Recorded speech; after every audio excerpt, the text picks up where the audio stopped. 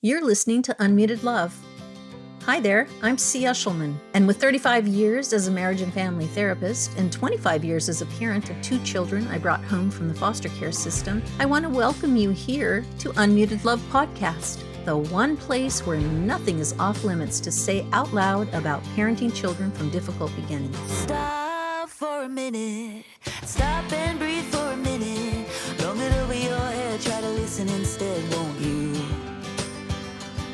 Think for a minute, who you wanna be for a minute. Don't get over your head, you're like everyone else, aren't you? Sometimes it's real sweet around here, and sometimes it ain't so pretty, because this is 100% Unmuted Love. So let's go. You'll be just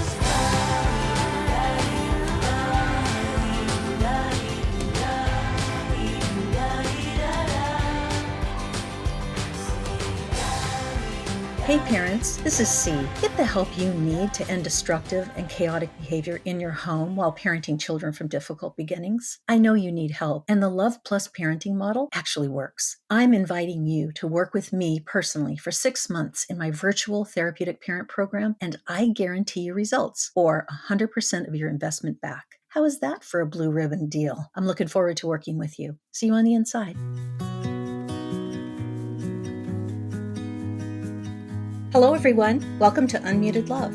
I'm here today with Kyle Jetsel. I'm so happy to bring him to you because he has a story to tell. He has raised some strong-willed children, and he has a way of looking at it that I think will be really, really helpful to all of you listeners. So, Kyle, good morning. How Good are morning. you? I'm doing very, very well. Thank you. So let's just jump in. Tell my listeners a little bit about your story. So my story is, for years, I and my now passed away wife, Shelley, we struggled raising our strong-willed kids. It started out with 4 boys, and when they were younger, nothing seemed to be off limits. They were, I like to refer to them as feral because they were just crazy animals, right? And so we kind of faced almost everything I think probably most parents who raise strong-willed kids have faced, from screaming and yelling and fighting and defiance and all those things that you can see your kids start to do. We face those things all the way up to my boys. It seems like there wasn't any line they wouldn't cross.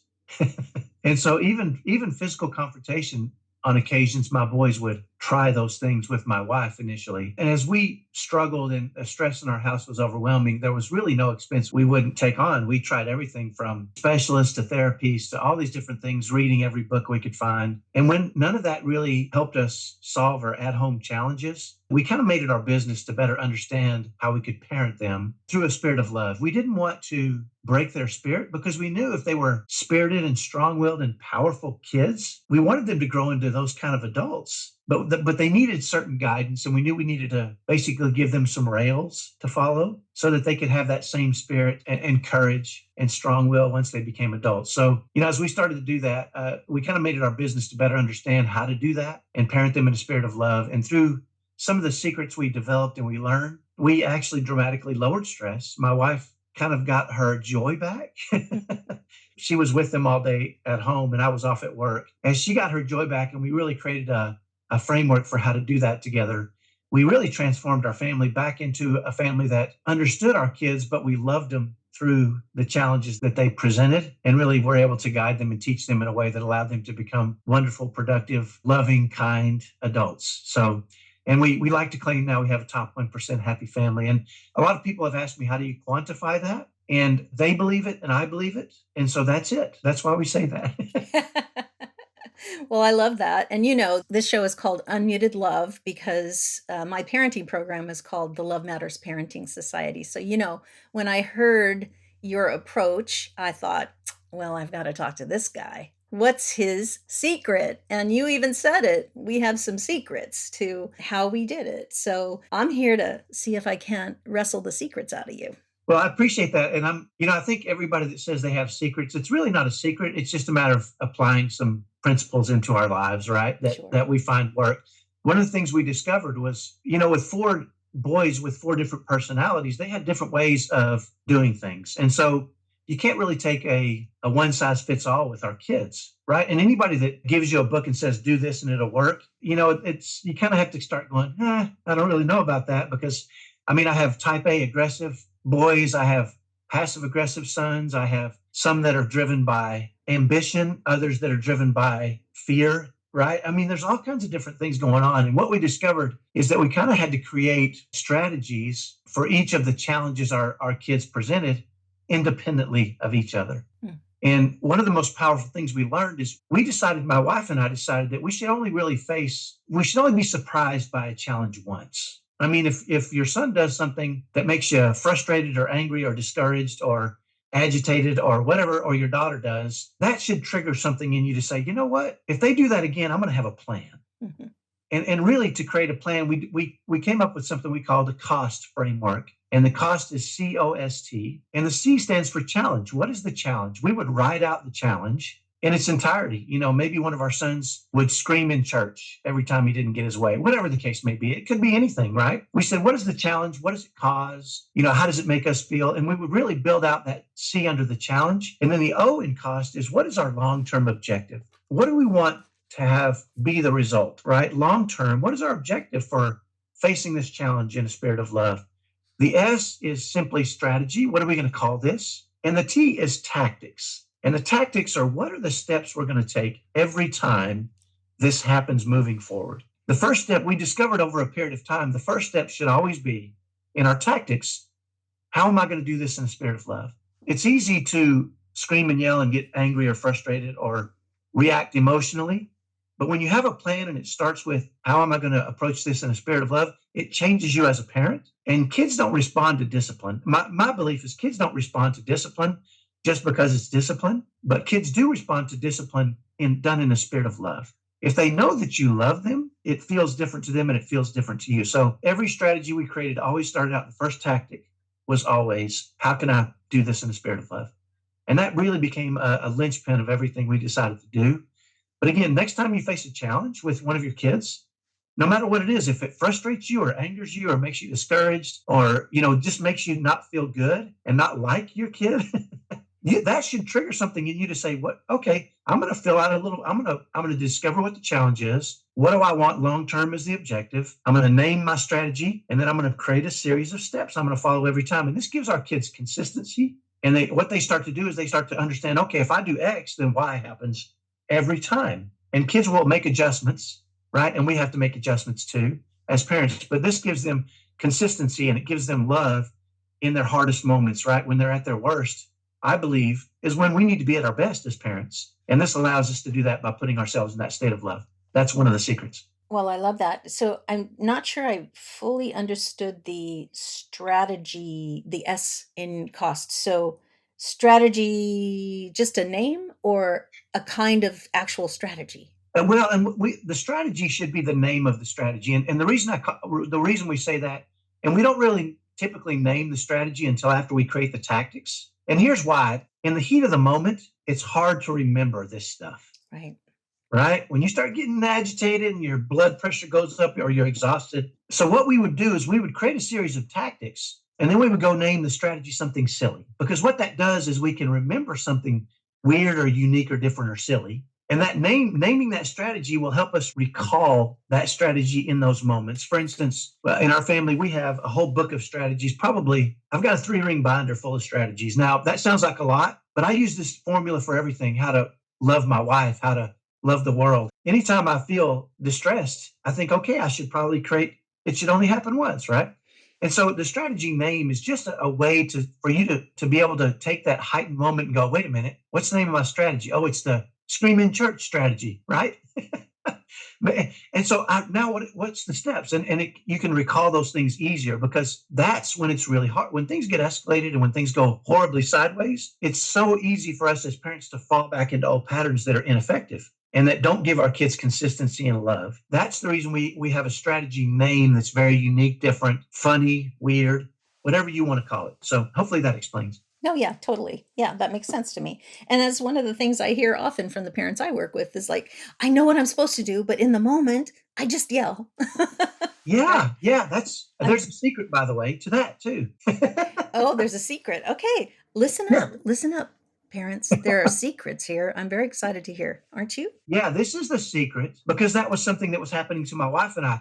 When things got escalated, when we were exhausted, when we had a headache, when we were hungry, in those moments where it gets really hard, how do you snap into a state of love? Because, I mean, almost every parent says, I know what I should do, but they wear me down. Or I know what I should do, but I can't do it in that moment, right? So this was one of the problems we had as a couple, my wife and I. So we got out our cost formula and we wrote it out and we came up with something pretty slick, and I'll share it with you. Years and years ago, I was in a thrift store one day. I like to hunt in thrift stores, it's fun. And I found this little audio program called a lucid dreaming kit. And it taught you how to wake up in your dreams. It was this long audio program with a book and all this stuff. But really, if you boiled it all down, there was one thing that you had to do was to condition yourself. And what it taught you to do is it taught you to all day long to say, am I dreaming? Yes, I am. And you repeat that all day long, right? While you're awake. And what ends up happening is as you repeat that all day long while you're awake, you will repeat it while you're asleep because you condition yourself to repeat that. And then you're sleeping and you say, am I dreaming? Yes, I am. And you go, wait a minute, I am dreaming. And then it scares you and you open your eyes. But after a while, you really get used to it. Okay. So I thought, how can I condition myself to be at my very best when they're at their very worst, or when I'm tired, or when I'm exhausted or stretched to my limit, right? And so my wife and I came up with something we called WAIT, WAIT. What am I thinking? And so, what am I thinking? We would repeat that all day long, every day. What am I thinking? What am I thinking? What am I thinking? What am I thinking? And you condition yourself to say that all day long, every day. And what ends up happening is when you're exhausted at the end of the day and your kids start pulling the stuff, right? You say, what am I thinking? And you say, well, I'm thinking I'd like to myrtleize this kid, right? Or I want to, whatever you want to do. I want to scream and I just want to end it. And I just want to, and you have to ask yourself, is that productive thought? Is it a helpful thought? And how can I do that in a spirit of love? So you catch yourself in those moments. You say, what am I thinking? What am I thinking? And you say, I'm thinking bad stuff. I'm thinking I don't like this kid. I'm exhausted. But that's not helpful. That's not productive. And you can't do that in a spirit of love. So you just refocus. How can I approach this in a spirit of love? And then then you can get back to your strategy, right? We even, just so you'll laugh at this, but we even to this date, so you'll see this is a little band and it says, I don't know if you can see that, it says WAIT on it. Uh-huh. Yeah. And initially we got these little rubber bands and we wrote it in a pen on their weight. And what we did as a family, all of us, was we would say, what am I thinking? What am I thinking? And we would snap ourselves all day long. And then what happens is in the heightened moments, you'll say, what am I thinking? You'll say, oh, this is not going to, I'm falling back into my old patterns. I don't want to do that. I want to be a better parent. I want to love on my kids in these moments. And so you change your focus.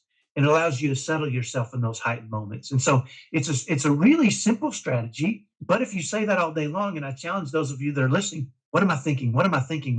Do it all day long. By the way, you'll learn a lot about yourself because you're thinking a lot of stuff that's unproductive anyway, all day long. You're going down these crazy paths that don't matter. You're thinking about stuff that's not going to help you. Catch yourself and start to live consciously and manage your thoughts better. And when you get in those heightened moments, you can do that. And it really does change because you'll catch yourself. The heat will rise. You'll start getting upset, right? And you'll say, what am I thinking? Oh, I'm getting mad. That's not helpful. That's not productive. I can't be mad in a spirit of love. How do I do this, right? And you settle and you take the steps you should take that you know you should take in those heightened moments. And by the way, it's shocking to your kids when you do this, right? Because they have learned from us, if I press these buttons and if I do this and if I do this, I can get mom or dad out of sorts. And then then we're on equal ground, right? And I can argue with them or I can negotiate, or they'll just give up because they don't have patience anymore and I get my way. And it's not kids being bad. It's just kids being kids. Kids are figuring things out. They're seeing how the world works. And we're teaching them by how we react to difficult situations, right? The best thing we can do for our kids is model good behavior in difficult situations. But it's so hard to when they're the cause of those difficult situations, right? But as we start to do that, start to model that, they think, oh, when things around me are going crazy, I should be calm and I should be thoughtful and I should approach things in a loving way.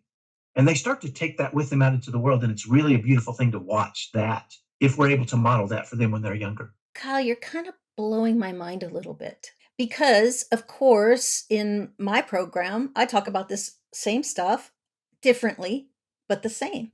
So my secret is sticky notes.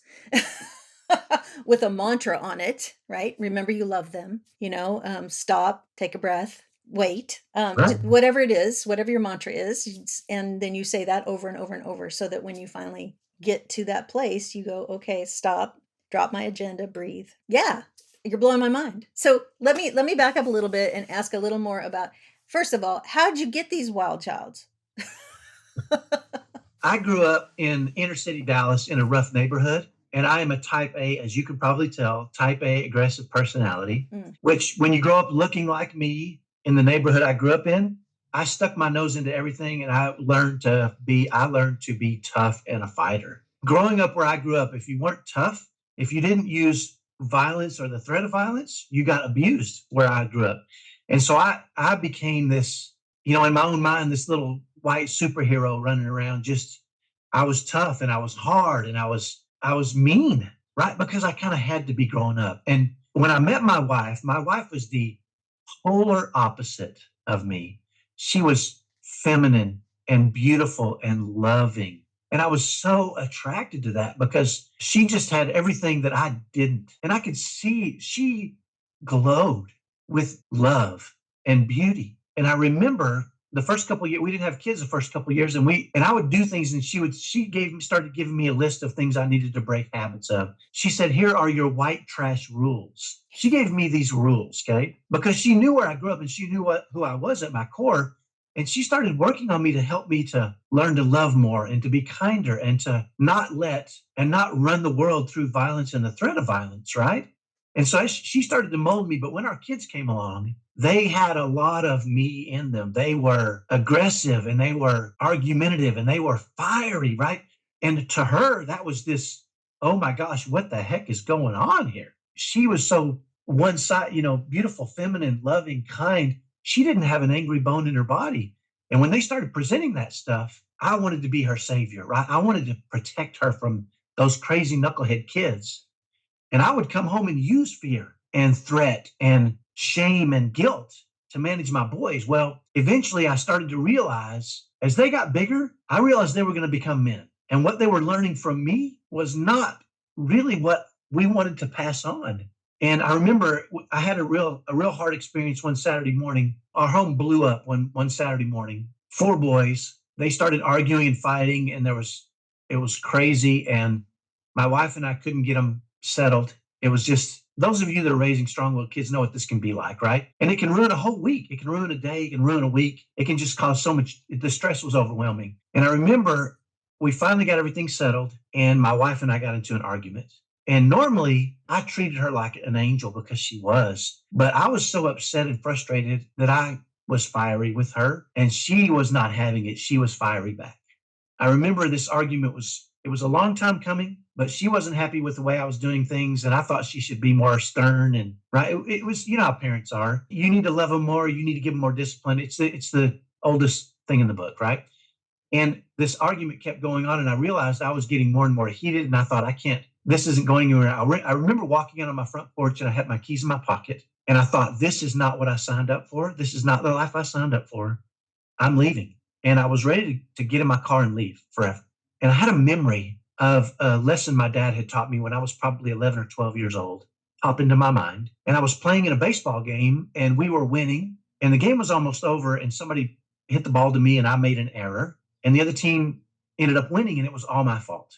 And so I went over to my dad after the game and I was in tears. I remember, this was your life at 11, right? Or 12. And I was in tears and I said, Dad, I wish they didn't hit the ball to me because then we could have won. And my dad said, he got down on my level and he said, you know what? That's not the way we do things, son. Don't you ever let something important to you, don't you ever give up. Don't you go down without the biggest fight. Don't you ever give up on stuff that's important. He said, figure it out, work hard, train, exercise, do whatever you need to, but don't you ever quit. And I remember in that moment, I thought, I can't quit my family. It's important. I love them. I want to be the dad they need me to be. And so I went under a pecan tree and I didn't know what else to do. And so I just prayed, right? I talked to God or whoever it is you want to talk to, right? And I remember feeling like the answer I got was the problem is not your wife and the problem is not your kids. The problem is you. You can only fix you. And so in that moment, I said, you know what? If I'm the problem, I can fix me. And so in that moment, I decided I would never give up. And even if I died trying, I wasn't going to leave and I was going to figure this out. And I remember going back into my wife and saying, you know what? I'm not leaving and I'm going to figure this out. And she said to me in that moment, she said, good luck. Right. And I remember thinking, oh, she's lost faith in me as her husband and the father of her kids. And that's a problem. Right. And that became the first thing I did is I'm going to work long and hard every day, all day, and I'm going to figure this out to regain her trust, become the father that my kids need me to be, and the husband that she needs me to be. And so it set me on this path of just I'm the problem. I'm always the problem. And I really started turning everything on me. If my kids were out of control, I was the problem. If my wife was upset, I was the problem. I took responsibility for everything, and it helped me to start changing the way I managed myself, and I managed my kids, and I managed my wife, and I managed my emotions, and I managed my thoughts. And it really led me down a path of starting to recover our family and really transform our family now into I've got two sons that are married, but they're here all the time in our home. I've got other sons that live here. I've got a daughter now, 16. My youngest are 16, but our whole family is together all the time because we love each other. Even though they all have strong personalities, they get along with each other because they know how to manage themselves, manage their emotions, love on each other, even in those difficult moments. And so that's really kind of the story of how we got to where we're at now. Hopefully that answers your question okay. Oh yeah, it's a wonderful story. It's a beautiful story, and I saw you get all choked up telling it because it's real, right? It's a real meaningful Sure. turning point for you. When you say, I'm the problem, I'm the problem, I always think I'm the solution, I'm the solution, right? And that's sort of this, it's the flip side of the same coin, isn't it? Yeah, and I think, and I say this with as much, I don't want this to come off the wrong way, but as I've worked with more and more parents, as they've plugged into these things and seen success, I've heard them tell me I've been praying for a miracle. And I thought if I could just find the right answer in the right book. And, they're all looking for the answer. And I've been able to really let them know you are the miracle your kids need, right? It's all about you figuring some things out and then creating some of these boundaries and guidelines for these kids, right? My wife used to say, strong willed kids are like velociraptors. That's what she said, right? And I said, what do you mean? And she said, well, if you've ever seen the movie Jurassic Park, they have the velociraptors in this enclosure that's surrounded by electricity, right? And they always keep electricity on. And the velociraptors are testing the fences systematically all the time, every day, all day long, every day, and they never stop. In the movie, they have to turn off the electricity to reset it for 30 seconds. And guess what? The velociraptors get out, right? And my wife used to say, our kids need guidance, and they're not bad. They're just kids. Velociraptors aren't bad. They're just velociraptors. They're going to test the fences. They're going to probe and look for weaknesses. If they find that they can say, I hate you to their mom and their mom falls apart, that's a weakness, right? That they can exploit. Now, they're not doing that because they're bad. They're doing it because they're testing to see how the world works. And as parents, we've got to create boundaries that help them learn how the world works, not break their will, but empower them to use that power moving forward out in the world, but also know that there are boundaries. If they cross those boundaries, there will be consequences because we know. I mean, I remember telling my oldest son one time, the reason I discipline you is because I love you and you need to learn discipline. And if you learn it from me who loves you, then when you leave, you'll have it. You'll know you can discipline yourself. I said, because guess what? The world doesn't love you. If you go out into the world and you pull this stuff, there will be no grace. They will throw your butt in jail and they will lock you up. And you don't want that. You want to learn discipline so you can discipline yourself. And I love you. The reason I discipline you is because I love you. The reason I give you consequences is so you'll know that the world will apply consequences. And it really, it gives us the opportunity to love them and still, them to feel those consequences, but also we can give them grace as well as we go through the process. So Yeah, so I think that, this is where you having biological children and the folks who are listening here have adopted children, yeah, and that discipline, the consequences tend to really activate that trauma brain that sends it into fear and toxic stress, and then they'll do almost anything to not do whatever it is you want them to do. Right. So I hear that that worked for you. And what would you say to someone who is an adopted parent who really does not think that model works? And I don't think it works either. So I'll just say it doesn't work with this population. So what would you say to that? If you don't have Here's these strong consequences, what do you do? well, if you don't apply consequences, the world will. So I think it's a good idea to address those things, but also to sit down with your kids, whether they're adopted, whether I have a son who's severe on the autism spectrum, and he tends to go in that direction too. So one of the things that my wife and I did initially was we wrote contracts for ourselves. If our kids do this, then we're going to do this. And then we would talk to our kids and say, hey, listen, the reason we do these things is not because we're trying to be mean or hateful or because we want to control you. That's not our purpose. Our purpose is to help you learn to manage yourself properly because you're going to need that in the world, right? And so we'd say, we're putting these things in place in a spirit of love. You can always use grace, right? I think what I love about grace, I remember one of my sons turned 18 and he decided to stay out all night, okay? Because now he's 18, I'm going to stay out all night. And it became a problem, as can be imagined, right? And so we set my son down and we said, hey, listen, we don't want to do this because we love you and we want you here, but we need you to follow these rules. And if you can't follow these rules, we don't want to do this, but you will have 30 days to leave. But we don't. And I remember as I was telling him this, I teared up. I said, I don't want you. I want you to live here with us. I want you to live here with us, right? Because this is the best place for you to be. We love you here. I don't want you to move out. But if you can't follow these guidelines that are going to help you long term, we have to have these in place, right? And so I think the idea behind this is not only to write contracts for yourself as parents, but even engage your kids and say, listen, we love you. We want you to be a productive, happy, high functioning member of society that spreads joy and happiness. So we're going to put some things in place and we want to talk to you about it, right? Here's some of the problems we see. And we understand you've got challenges. Let's work through this together, but let's write down how we're going to manage this together and then work to all being happy together, right?